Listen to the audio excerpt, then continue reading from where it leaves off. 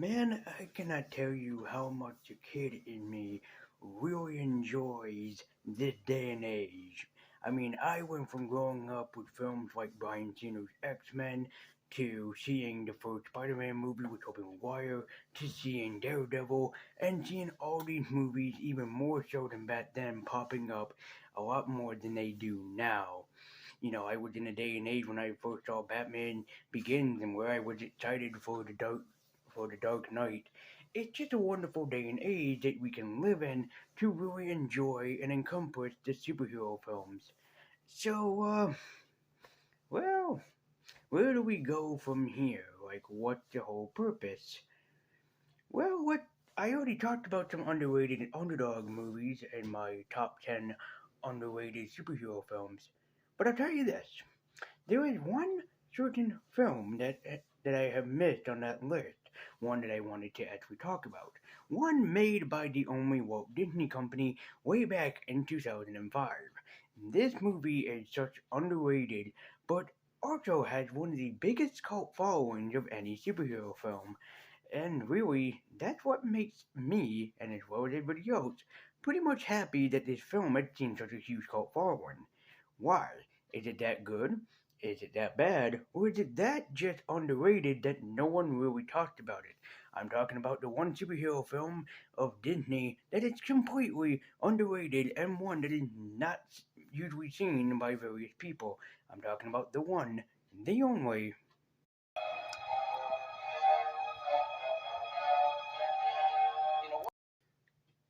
Greetings, geeks and nerds, I'm Lady Universe, and I'm White and Nerdy.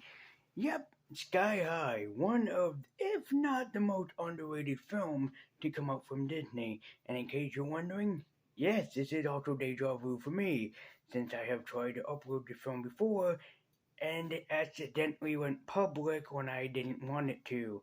So instead of re-uploading it again and wasting time, and also I was way too tired to do it anyways, I just decided to just scrap the project for the time being, delete the upload, and I apologize to you guys for that happening, and hopefully it won't happen again. Let me tell you, I was very upset. That's why I made that apology post here on YouTube. Is that when I noticed that it accidentally went up and I couldn't actually stop it and put it as a premiere anymore, I was like, well, I'm fucked. Just that went through my head of like, well, I'm fucked. And also, this was a little accident, so don't worry too much about that. I know a lot of people would probably want me to make a Harry Potter reference. Not really a fan of Harry Potter, I'm sorry to say. But back in 2005, or the early years of Disney, Disney had some really great movies that came out. They had the High School Musical trilogy, Luck of the Irish, The 13th Year, Smart House, Push It. It was a really fantastic year for Disney, and especially Sky High was no more of the unusual or really of the underrated. But what's kind of funny about this film is that I've seen this back when I was 10 years old. That was 18 years ago. That I was really excited for the film, and that I was super hyped when this film was released on Disney. In fact, my entire family watched it, and my entire family at the time really enjoyed seeing this film. And that just goes to show you that superhero films can be really for anybody, and especially this movie that was made by Disney is really much that. So, I am going to review this film, but I'm also going to point out some very interesting cameos, probably more toward the end of this video instead of just cutting back and forth between them. So, and also Easter eggs and references I am going to spotlight. But if you just want my full, straight out opinion, this movie is just a very underrated film, and I can just say, this movie is awesome, end review. Let's go to. No, I'm not gonna do that. I'm actually gonna explain some parts of it that I don't like. I just want to tell you that I do like. You know, how they always say, like, don't look at the world in rose tinted glasses. That's kind of the truth here. But I do really love the superhero aspect of the movie and something that I think is really wonderful and something I'm going to point out straight away before I get into the review is that the opening scene of Sky High is very much a reference to Brian Singer's X-Men or just X-Men in general, where in X-Men, two human parents can produce a mutant child, or two mutant parents can produce either a human child or a mutant child. This is very much a reference of that, and the fact that their son didn't did did not get his superpowers yet is clearly a reference to X-Men, because to X-Men, I think in X-Men it's 15 or 16 is where you develop your mutant powers, and Will is a late bloomer. He hasn't developed his superpowers yet, and I believe in the movie he is, I think, 15, if I'm not mistaken. Somebody feel free to correct me if I'm wrong, but I think Will is 15. But anyways, I do love how the movie opens up. It's just a very awesome way to open up a film. I'm a sucker for comic panels, so this is very awesome. We get introduced to the commander, who has super strength and is seemingly invulnerable, and Jetstream, who is a famous martial arts master, and she can fly at super speed. This will we later on find out in the film that Will Stronghold, played by Michael Argano, doesn't have any superpowers. He didn't develop any yet, so he's considered a late bloomer. And we can see that he's trying to lift up, I think it's like 500 pounds on weights, and he can't do it. In fact, he hasn't even lifted the bar by none, which of course the bars, by the way, are styrofoam. In fact, it's played out that it is basically styrofoam because they don't want to actually hurt any of the actors in this. I'm pretty sure they didn't want to hurt Michael Argano during this. He had a career ahead of him, But I really do like the family aspect between Kelly Preston, who plays Jetstream, Kurt Russell, who plays Commander, and Michael Argano, who plays Will Stronghold. They really feel like a family, and that's a really cool aspect. In fact, it reminds me a lot of The Incredibles, which is something that this film is said to be almost a reference or a parody to it, The Incredibles, and I don't see The Incredibles really as much. I'll get into what I think it is later, because in The Incredibles, they already had the superpowers. Mr. Incredible was super strong, Mrs. Incredible had that booty. You all know we wanted to tap that as children. You all know that. And we should be ashamed of ourselves, young men and women. But yeah, she could stretch very far. She was basically a parody of Mr. Fantastic. Then you have Violet, who could turn invisible, Flash, Dash, not Flash, who could run very fast, so it's very much a reference to Flash, savior of the universe. Oh, come on, I had to do a Queen reference. And also Jack, who has a variety of superpowers. In the first film, he was a shapeshifter, and then in the sequel, I'm trying to remember because it's been a while since I've seen Incredible 2, he had like heat vision and a variety of other superpowers. But I really do like the family aspect that they brought in here, and also Kelly Preston in that Jetstream costume. Just damn! Kelly Preston is a very beautiful woman, and especially if you see some of the outfits that she wears in the Michael Keaton movie, Jack Frost, it's like, goddamn! Yeah, I'm probably thirsty for Kelly Preston, that's weird to say, but just, damn! I do like that her outfit is very much a parody of Wonder Woman's outfit, it very much looks like that, and that the Commander is very much a parody of Superman. You really get the feeling of the Christopher Reeve Superman within these people. In fact, the glasses reference is very much a reference to Superman. So nice touch. It could also be maybe a parody to the excellent movie Superman by Richard Donner, and I wouldn't feel that way. But there is a parody in this movie that does make me very happy. We'll get to that in short time, but anyway, there's also Layla, played by the brilliant Danielle Panabaker. But again, the family aspect of this movie just is what makes it, and what sells it in this movie. I love the family aspect between everybody in this film. As I said, there's Layla, played by the brilliant Danielle Panabaker, and she is more or less a parody of Poison Ivy.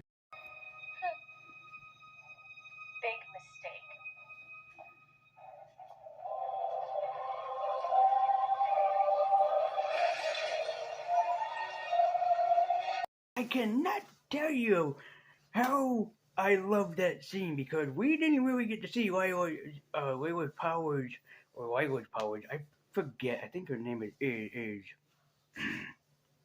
Lila, but I actually, you know, I call her both, so I'm just confused throughout this movie. But I do love that one scene where Penny just punches her, and then she's like, "Bitch, you made a fucking big mistake." Boom, and just Plant Life just comes from nowhere and attacks everybody in a gratuitous, very good fashion. There was also another um, I guess, parody that makes me very happy in this movie as well. And it is also a reference to one of my favorite Batmans, who is no longer with us, and also one of my favorite TV series of all times. Go. I see. Thank you, Mayor. There's trouble downtown. Stronghold. I'm gonna need to reschedule that open house. Great. Steve! Gotta go.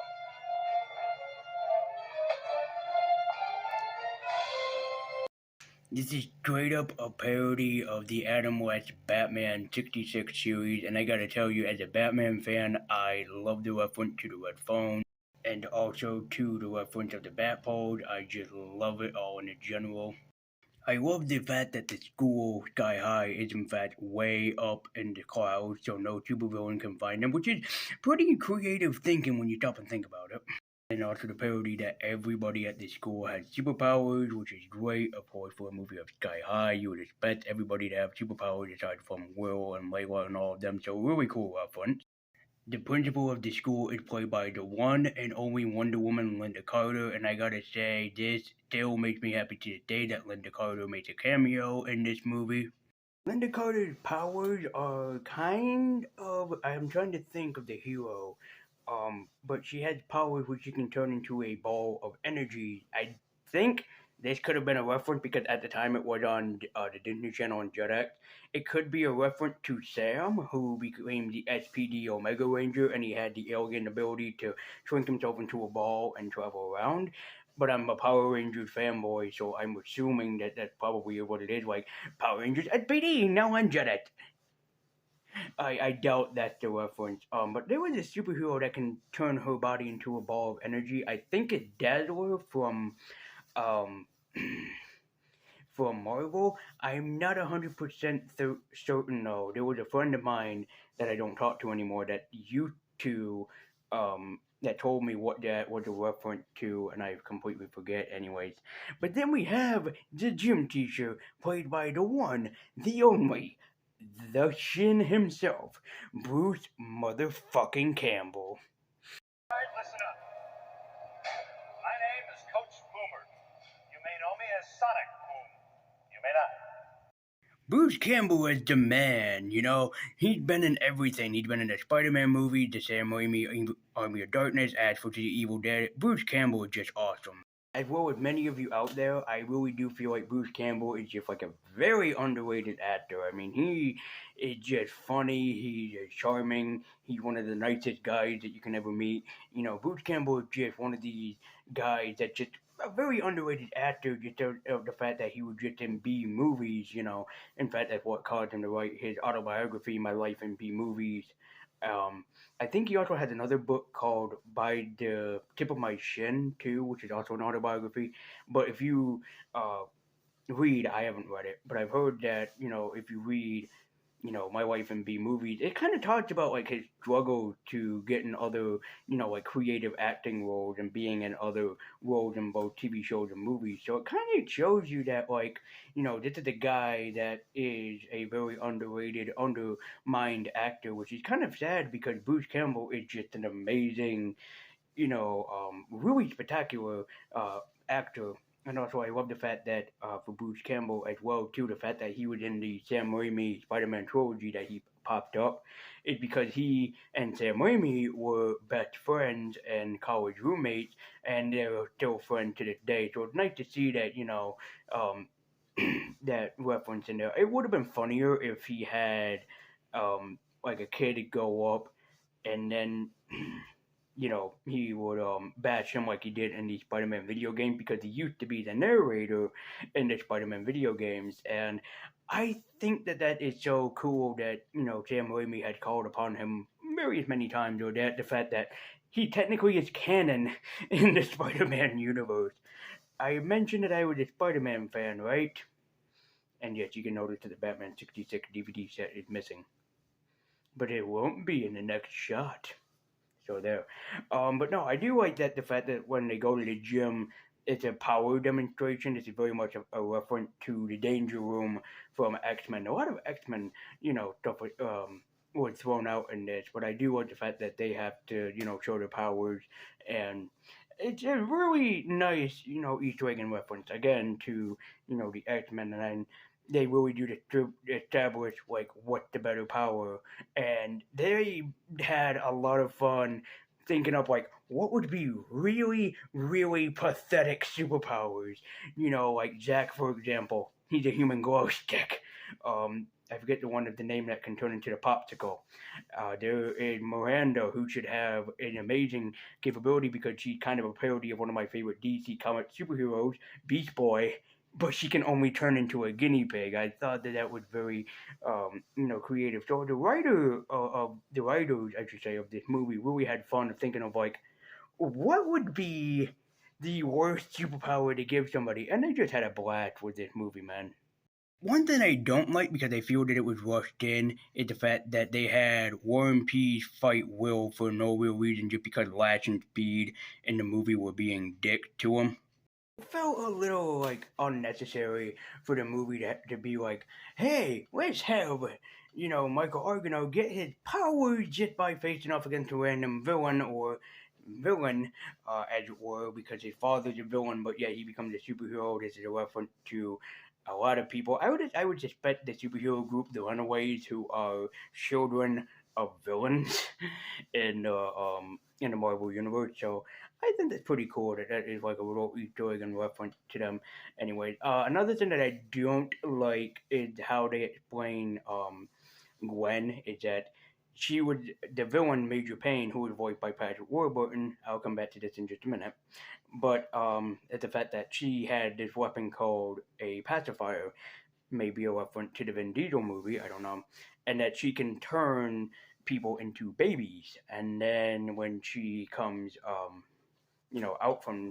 out from it, she admits that she was a baby in it, and that she ended up having to live her life and then becoming an adult again. So this was something I thought was very interesting, but not something that I really did like. I mean, if they explained like she was actually the daughter of the original Major Payne, that probably would have been better. But I don't really like that big reveal. To be truthful with you guys, I really thought like it's not that great to be talked about because it is kind of boring, but it also kind of is like cliche. But I know that this movie is a parody of movie cliches, so having that reveal was kind of a parody, but I still didn't like it for what it was. But Patrick Warburton as the voice of Major Payne is pretty good, especially that Patrick Warburton does have a deep voice himself, and he is quite just an impressive guy. But the reference is because Patrick Warburton played the Tick in the 2001 live action series, so that is so it's nice to hear his voice, even though yet you can't see him. It would have been funny if you had Major Payne dressed up as the Tick or even Arthur, and then have a reference to him or whatever, like spoon, I suppose. But I guess they didn't want to do that. I've never seen anything by the Tick, mind you. Um, but I think that the film, just in general, is all around pretty decent. And it is definitely underrated. And despite its flaws, I do love this film. Everything about it. The actors were really good. The story was spectacular. But I do not agree that this is Harry Potter combined with The Incredibles. I really don't think about. But Sky High is just an underrated superhero film in all sincerity. It's not the greatest film that was ever made, but granted, for despite of its flaws, it's still a really good, decent film that you can still have fun with and enjoy, especially still to this day. Definitely, it's not the greatest film ever to be conceived by Disney, I know this, but it's still a nice movie, all things considering, and a nice, well rounded, decent superhero film. If you can see past its flaws, and if you can see past everything that happens in this film, I definitely would recommend giving it a shot, especially if you're a lover for different and unique superhero movies. In case you're wondering, no, I'm not going to give this a Funko Pop rating because this is a retro review and I want to save the Funko Pop rating until, you know, the new movie, truthfully, not the retro one. But in my opinion, Invincible, I mean, not Invincible, Sky High is a very much to me like a reference to Invincible. The fact that the family aspect was really good, especially just like the first couple issues of Invincible, and then also how Mark Grayson gets his powers is kind of also how Will Stronghold in this movie gets his superpowers, his super strength and flying, just like Mark Grayson has in Invincible, and yeah, I think that it's really pretty much for me an Invincible kind of parody. I think that this came out before Invincible, but yeah, I think that it's kind of references more of Invincible. And yes, in case you're wondering, this ain't a goddamn huge. So, thank you guys so much for watching. If you're a fan of Sky High, let me know in the comment section down below. If you haven't seen this movie yet, definitely check it out because it is worth a bang for your buck and it's worth all the money that you can give it. So anyways, I've been Lead Universe, I've been White and Nerdy. For everybody else, be sure to like, comment, and subscribe. Follow me at Twitter in the link in the description down below, and keep geeking on. And I'm sorry for the deja vu, and hopefully that never happens again. So, thank you guys so much for watching. I've been Lead Universe, I've been White and Nerdy. Keep geeking on, and until next time, my fellow fans.